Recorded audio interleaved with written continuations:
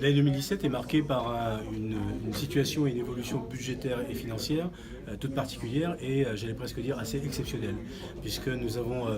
réussi donc une fois de plus à passer le cap donc du milliard d'euros d'engagement pour la collectivité régionale, donc plus d'1,2 milliard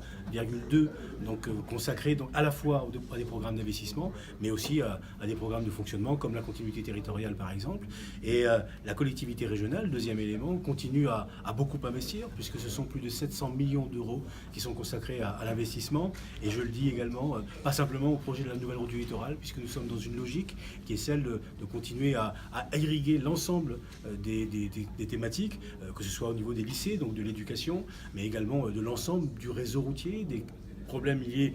au développement du transport. Donc c'est tout cela qui fait partie aujourd'hui du bloc moteur d'ensemble, donc du programme d'investissement. Et pour pouvoir donc réaliser cela, nous sommes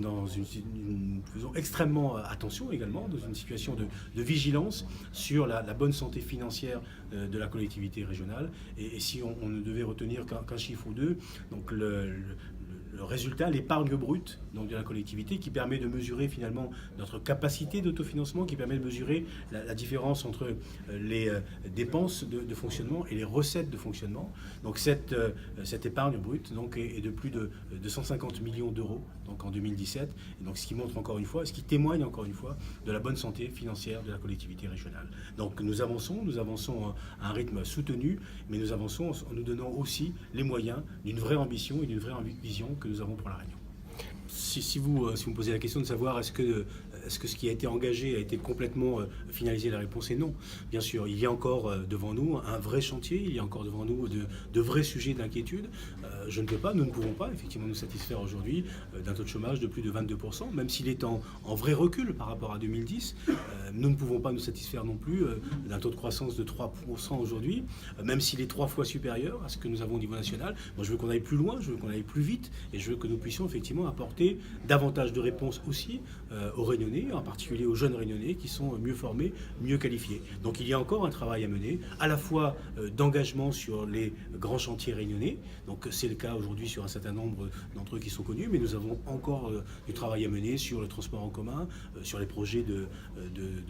monorail sur Saint-Denis et dans le sud, sur l'amélioration, la modernisation des aéroports, de Port-Réunion. Donc il y a encore tout un volume d'actions que nous devons porter et qui viendra, je l'espère, accompagner et soulager aussi donc les acteurs du BTP, à la condition que l'État joue aussi sa partition dans le domaine du logement, parce que l'un ne va pas sans l'autre. Et puis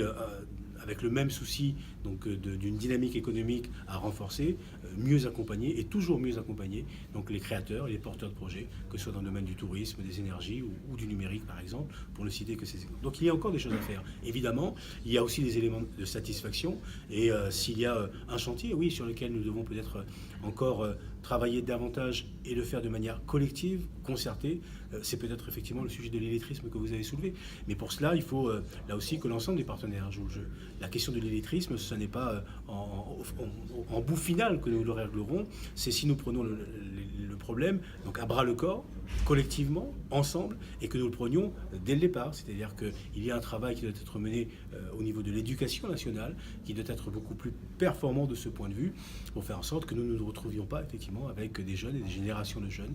qui savent imparfaitement lire, écrire ou compter.